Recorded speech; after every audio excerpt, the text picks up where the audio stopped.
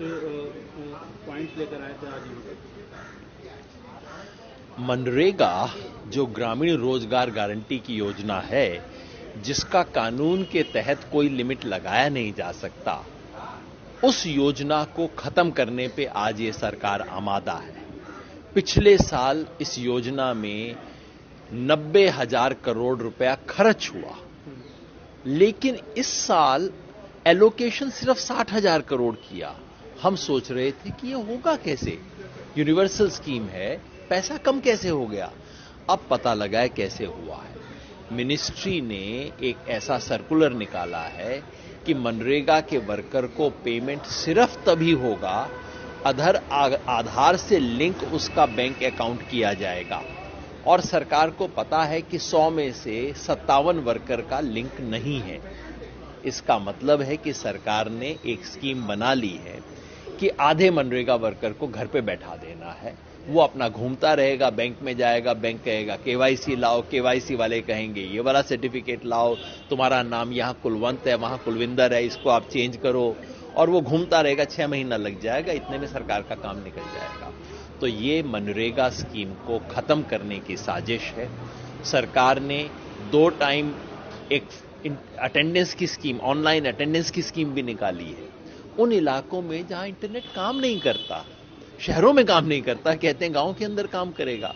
तो आज की प्रेस कॉन्फ्रेंस और दिल्ली में 100 दिन का जो धरना देश भर के मनरेगा मजदूर चला रहे हैं, वो इस मांग को लेके है कि ये जो 2 बार की अटेंडेंस और अटेंडेंस ना होने पे ऑफिसर की बजाय मजदूर को पेनल्टी, और ये जो नया आधार बेस्ड पेमेंट सिस्टम इंट्रोड्यूस किया गया है, उसको रोका जाए और इस स्कीम के लिए जितना पैसा दिया जाना चाहिए वो दिया जाए, क्योंकि ये मजदूरों को दया का नहीं, उनके हक का मामला है।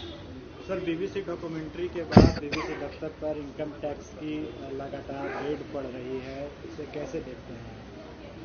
मैं समझता हूं प्रधानमंत्री ने खुद ही कुछ साल पहले कहा था कि लोगों को आकाशवाणी दूरदर्शन पे यकीन नहीं है, लोग बीबीसी पे यकीन करते हैं। मैंने भी अपने बचपन में यही देखा है।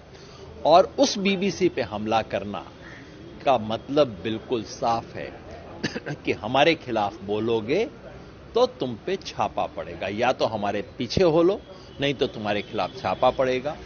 जो बाकी न्यूज एजेंसीज के साथ हो रहा था, अब इन्होंने बीबीसी पे हाथ डाला है। लेकिन एक बात तय है, इसका संदेशा पूरे दुनिया में जाएगा। और भारत की सरकार जो इस देश में प्रेस की फ्रीडम को खत्म करने का काम कर रही है, मीडिया की फ्रीडम खत्म हो रही है, उसका संदेशा दुनिया भर में जाएगा। और अंत में मैं समझता हूं ये सरकार की जो बौखलाहट है, घबरा गई है, बौखला गई है सरकार, अब ऐसी हरकतें कर रही है। और जब ऐसी हरकतें करती है तो आखिर में नुकसान उसी को होता है जो उसे करता है। बीजेपी कह रही है कि बीबीसी हमेशा नफरत फैलाने का काम हिंदुस्तान में। मैं समझता हूं ये बीजेपी वालों को और संघ परिवार वालों को पहली बार कुछ ब्रिटेन के खिलाफ करने की हिम्मत हुई है। जब अंग्रेज इस देश पे हुकूमत करते थे, तब तो अंग्रेजों के खिलाफ बोलने की इनके और इनके आकाओं की थी नहीं हिम्मत। मैं समझता हूं अगर बीबीसी के खिलाफ इनकी ये धारणा है तो पूछें कि परसों तक आप बीबीसी के गुण क्यों गाया करते थे?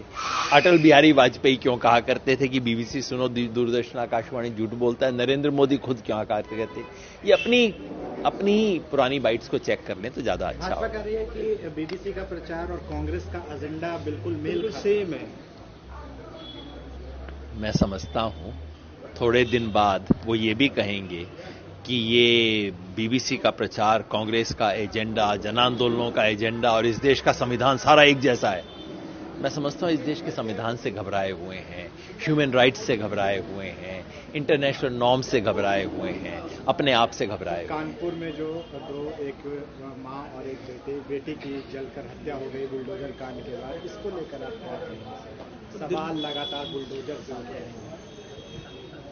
अगर बुलडोजर सही था तो फिर वो कानपुर में भी सही होगा, और अगर बुलडोजर गलत था तो इससे पहले जिन जिन जगहों पे चला था वहां भी गलत था। मैं समझता हूं बुलडोजर, जहां न्याय की बजाय बुलडोजर का न्याय करना हर मायने में गलत है, गैर कानूनी है, संविधान विरोधी है, मानवता विरोधी है। और अगर अब इन लोगों की आंख खुल जाए तो अब भी है। इसलिए रूल ऑफ लॉ है, रूल ऑफ बुलडोजर इस देश में नहीं चल सकता। 20 मार्च को किसानों ने ऐलान किया हो कि आंदोलन फिर से शुरू करेंगे, इसके बारे में आप क्या कहें? किसान आंदोलन को एहसास हुआ है कि हमारे को जो कुछ सरकार ने वायदे किए थे सारे वायदे झूठे निकले हैं और इसलिए किसानों को अब सड़क पे आके आंदोलन करने के सिवा कोई रास्ता नहीं है। 26 जनवरी को उन्होंने एक प्रोटेस्ट कर लिया और अब 20 मार्च को मैं समझता हूं कि किसान आंदोलन एमएसपी के सवाल को, बाकी सवालों को लेके देश के पूरे देश भर में एक नए आंदोलन की शुरुआत होगी, क्योंकि किसान को तो जो कुछ भी मिलेगा सड़क पे लड़के ही मिलेगा और कोई नहीं मिलेगा। आप इस कैंप में रहे तो क्या उतनी बड़ी तादाद में फिर पॉसिबल हो पाएगा? ये कहना कि दुनिया का सबसे ऐतिहासिक आंदोलन हर साल दोबारा हुआ करेगा, ये तो कोई कह ही नहीं सकता।